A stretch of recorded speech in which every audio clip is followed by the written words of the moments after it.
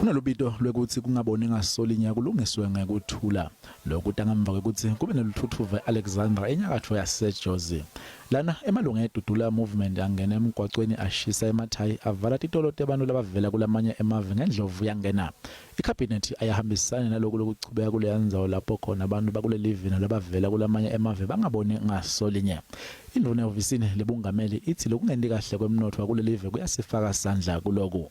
Some of the underlying factors in this matter is economic insecurity by South Africans and the failure of South African business to actually abide with the established what we call targets. Kusenjalo Eskom ichubeke njalo nekucisha gesi ngenhloso yekumonga yangapani lephehla gesi ithi sigaba sesine sokucishwa kwagezi ngenhloso yekumonga siyochubeka kude kube kukusasa ekuseni ngensimbi yesihlanu. Indvuna yehhovisi lebumengameli Mondli Gungubele uthi hulumende uhlose kukhicita gesi longaba ngo-7,000 megawatts kumnyaka imali lotako.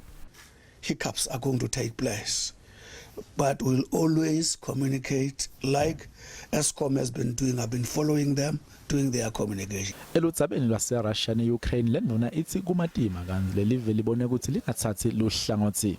Noma kunjalo uthi abahambisana lokubulawa kwalabasikati nebantwana e-Ukraine. We call for peace.